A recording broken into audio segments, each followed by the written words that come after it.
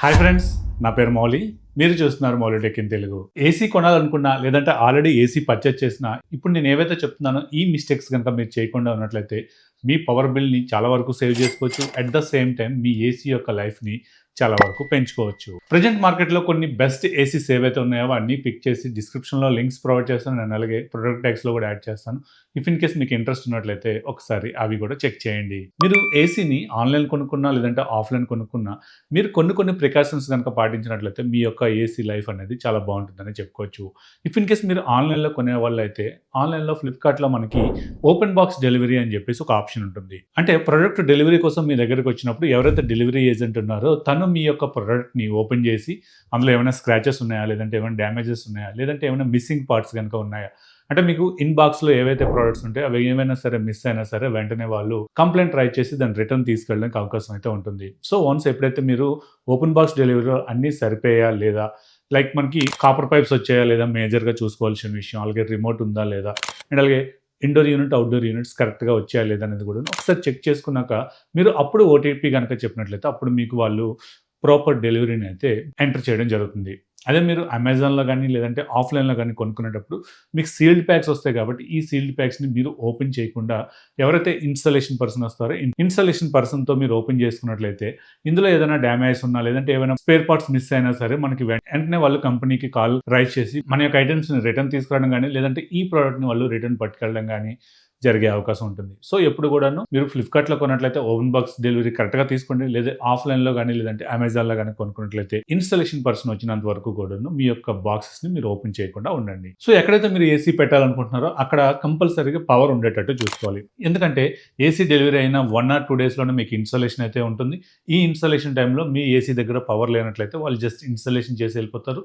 If in case proper installation లేదు అనుకున్నట్లయితే gas leakage అవుతుంది. మీరు తర్వాత ఎప్పుడో పవర్ పెట్టాలనుకునేటప్పటికి ఈలోగా టోటల్ గ్యాస్ అంతా కూడా పోయే అవకాశం ఉంటుంది. సో అందుకోసం చెప్పేసి ఎప్పుడు కూడా మీరు ఎక్కడైతే ఇన్‌స్టాలేషన్ పెట్టాలనుకుంటున్నారో అక్కడ ప్రాపర్‌గా ఏసీకి సరిపడే పవర్‌ని అయితే మీరు పెట్టించాల్సి ఉంటుంది. అండ్ అలాగే నెక్స్ట్ మేజర్ విషయం ఇన్‌స్టాలేషన్ చార్జెస్. ఒక్కో బ్రాండ్ ఒక్కోలా చార్జెస్ అయితే చేస్తాయి.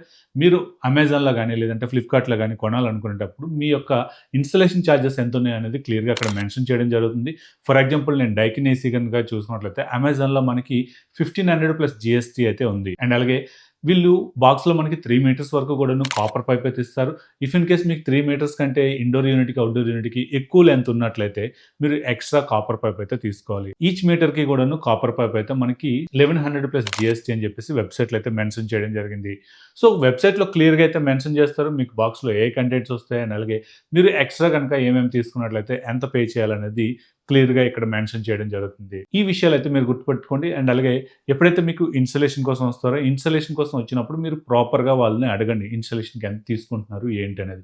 ఎందుకంటే వెబ్‌సైట్‌లో ఉన్నదానికంటే ఎక్కువగా వాళ్ళు డిమాండ్ చేస్తే మీరు ఇవ్వాల్సిన అవసరం అయితే ఉండదనే చెప్పుకోవచ్చు. సో ఇక్కడ ఇన్‌స్టాలేషన్‌లో కూడాను మీరు దగ్గరుండి చేపించుకోవాలి. ఎందుకంటే మీ యొక్క ఏసీ లైఫ్ అనేది ప్రాపర్‌గా ఉండాలి, లేదంటే ఎక్కువ లైఫ్ రావాలి అనుకున్నట్లయితే మనకి ఈ ఏసీ ఇన్‌స్టాలేషన్ మీద డిపెండ్ అయ్యి ఉంటుంది.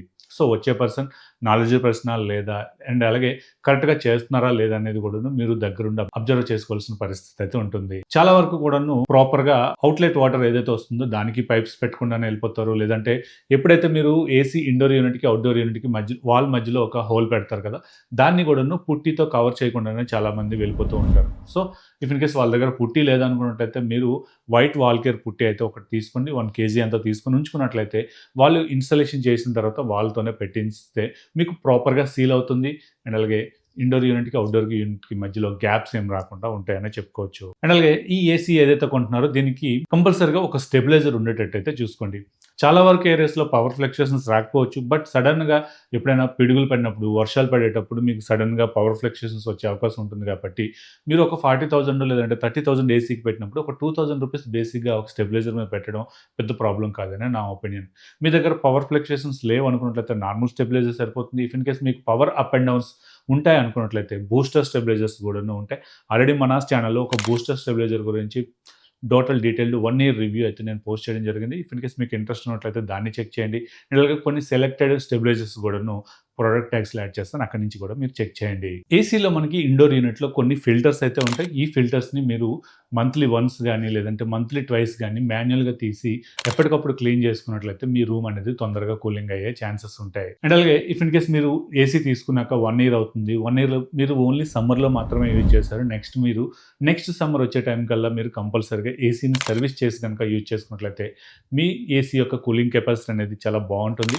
రూమ్ అనేది తొందరగా కూలింగ్ అవుతుంది కాబట్టి మీ పవర్ బిల్ అనేది చాలా తక్కువ వచ్చే అవకాశం ఉంటుంది. ఏసీ ఎప్పుడు కూడాను క్లీన్ చేయకుండా వాడినట్లయితే మీకు ఒక ఏసీ మీద ప్రెషర్ పడి ఏసీ యొక్క లైఫ్ స్పాన్ అనేది తగ్గుతుందనే చెప్పుకోవచ్చు. అలాగే మీ రూమ్‌లో విండోస్ ఉన్నాయి. విండోస్‌లో డైరెక్ట్‌గా సన్ అనేది రూమ్ లోపలికి వస్తుంది అనుకునేటప్పుడు ఒక మంచి కర్టెన్స్ గనక యూజ్ చేసినట్లయితే సన్‌లైట్ అనేది డైరెక్ట్‌గా రూమ్‌లోకి రాదు కాబట్టి మీ రూమ్ టెంపరేచర్ అనేది కొంచెం తొందరగా కూలింగ్ అయ్యే అవకాశం ఉంటుంది. ఇఫ్ ఇన్ కేస్ మీ ఏసీ ఇండోర్ యూనిట్‌లో గానీ ఏమైనా వాటర్ లీకేజెస్ గనక మీరు నోటీస్ చేసినట్లయితే వెంటనే మీరు కస్టమర్ సర్వీస్ పర్సన్‌కి అయితే కాల్ చేసి ఈ ప్రాబ్లమ్‌ని వెంటనే రెక్టిఫై చేసుకోండి. ఎందుకంటే మీకు వాటర్ అవుట్‌లెట్ ఏదైతే ఉందో ఇది బ్లాక్ అయినప్పుడు కూడాను ఏసీ ఇండోర్ యూనిట్‌లో నుంచి వాటర్ అయితే డ్రాప్ అవుతూ ఉంటుంది.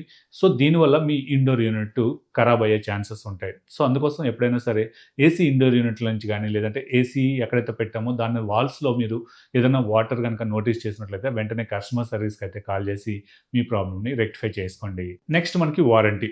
ఏసీ తీసుకునేటప్పుడే మీరు కాంప్రహెన్సివ్ వారంటీ పూర్తిగా ఉన్న నో ప్రాబ్లమ్, లేదంటే 1 ఇయర్ కాంప్రహెన్సివ్ వారంటీ, లేదంటే 5 ఇయర్స్ వరకు పీసీబీ పైన, 10 ఇయర్స్ వరకు కూడాను కంప్రెసర్ పైన చాలా వరకు మేజర్ కంపెనీస్ వస్తాయి కాబట్టి ఈ సర్వీస్ పీరియడ్‌లో మీకు ఏమైనా కంప్లెయింట్స్ వచ్చినట్లయితే వెంటనే లేట్ చేయకుండా వెంటనే మీ సర్వీస్ పర్సన్స్‌తో మీరు మీ యొక్క ఏసీని గనక సర్వీస్ చేయించుకున్నట్లయితే ఏసీ యొక్క లైఫ్ స్పాన్ అనేది చాలా బావుంటుందనే చెప్పుకోవచ్చు.